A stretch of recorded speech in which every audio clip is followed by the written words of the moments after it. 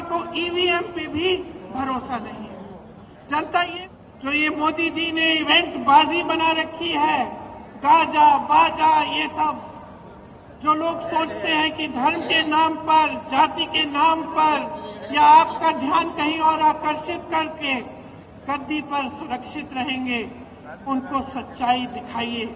आज जो आप वोट डालने जा रहे हैं वो वोट इस देश के लोकतंत्र को बचाने के लिए जा रहा है।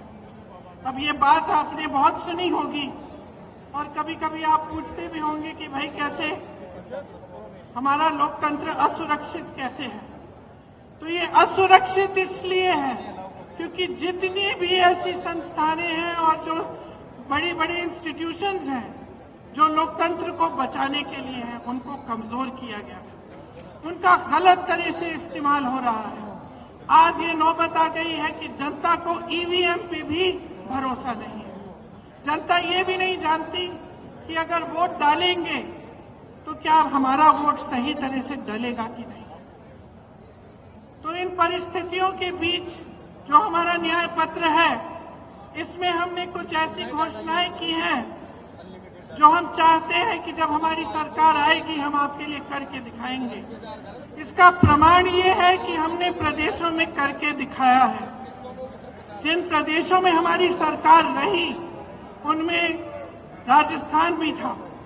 आपने देखा कि राजस्थान में किस तरह से जो स्कीम लागू करवाई थी, और जैसे मैंने कहा चिरंजीवी जैसी स्कीम है जिससे आपको पूरी तरह से स्वास्थ्य की सुविधाएं मिलती थी।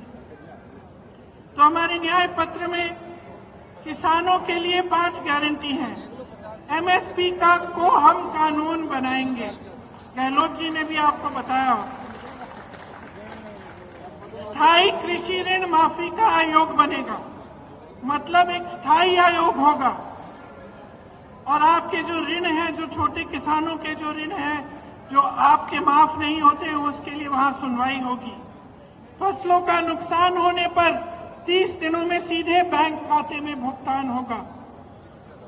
नई कृषि की आयात निर्यात की नीति बनेगी और कृषि में इस्तेमाल जितने भी आप सामान इस्तेमाल करते हैं कृषि में, वो जीएसटी से माफ होंगे। ये बहुत बड़ी चीज है, इससे आपको बहुत राहत मिलेगी। मैंने बेरोजगारी की बात की।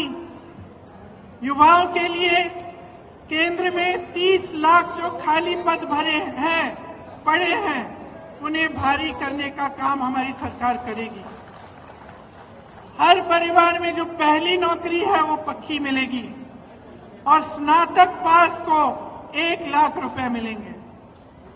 ये जो पेपर लीक होते रहते हैं जिससे आपका बहुत नुकसान होता है और पढ़े लिखे बच्चे बेरोजगार बैठे रहते हैं, उसके समाधान के लिए एक नया कानून बनाया जाएगा। सख्ती से जो ऐसे काम कराएंगे, सख्ती से उन पर कार्रवाई होगी और एक जॉब कैलेंडर बनेगा जिसमें जो नियुक्ति के जो डेट है, जो इम्तिहान के डेट है, रिजल्ट के डेट है, वो पहले से बताए जाएंगे।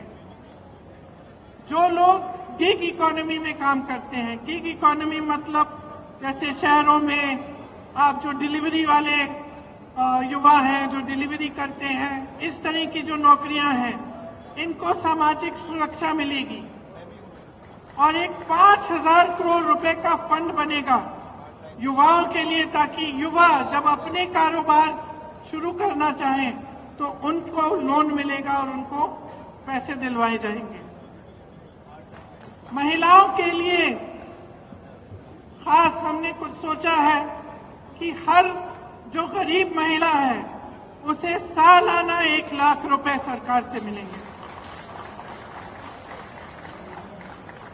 केंद्र में जो नई भर्तियां हैं उनमें से 50% महिलाओं को दी जाएंगी। आशा, आंगनवाड़ी, मिड डे मील वेतन में केंद्र का योगदान 2 गुना होगा और हर पंचायत में एक अधिकार मैत्री होगी जो महिलाओं को अपने अधिकारों के बारे में बताएगी। कामकाजी महिलाओं के लिए हॉस्टल होने चाहिए, देश में काफी नहीं है, उनकी जो संख्या है उसको 2 गुना किया जाएगा और हर जिले में कम से कम एक ऐसा हॉस्टल होगा। आदिवासी भाई बहनों के लिए भी हमने गारंटी किया है कि वन अधिकार अधिनियम लागू किया जाएगा और एक स्पेशल बजट, स्पेशल प्लान बनाया जाएगा।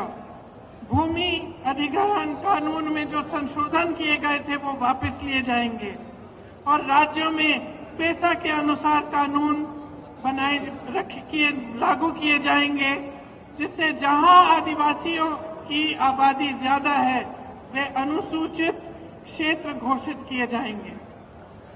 एक साल के अंदर अंदर जितनी भी एफआरए के क्लेम है उनका निपटान किया जाएगा और लघु वन उपज जो है उनको भी एमएसपी के दायरे में लाया जाएगा। श्रमिकों के लिए हमने कुछ सोचा है कि उनके स्वास्थ्य के अधिकार की कानूनी गारंटी देना चाहते हैं। जांच से इलाज तक पूरी सेहत की देखभाल की सुविधाएं उनको मिलनी चाहिए और राष्ट्रीय न्यूनतम मजदूरी 400 रुपए प्रतिदिन की गारंटी हम करेंगे और शहरी क्षेत्रों के लिए रोजगार गारंटी का कानून लागू होगा। जिस तरह से ये कानून गांव में लागू होता है, देखिए ये हम न्याय की गारंटी दे रहे हैं आपको। हम लोकतंत्र की रक्षा करेंगे।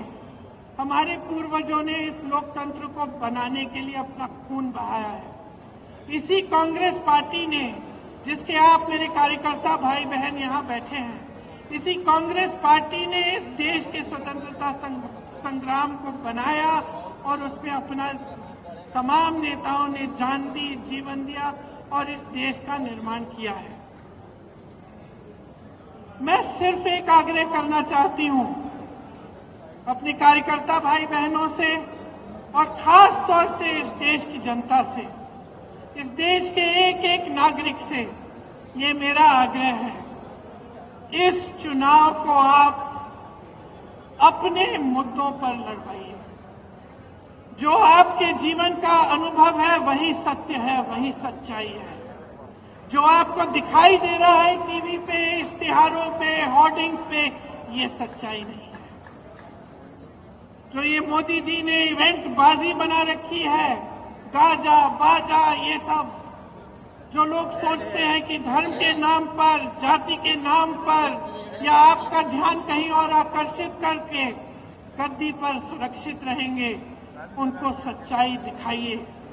क्योंकि जब तक आप अपने अनुभव पर उतरकर अपना वोट नहीं देंगे, जब तक आप अपनी सच्चाई, अपने सत्य, अपने अनुभव के आधार पर इस देश के निर्माण को नहीं करवाएंगे, तब तक ये हालात बदलेंगे नहीं। और हम ये हालात बदलना चाहते हैं।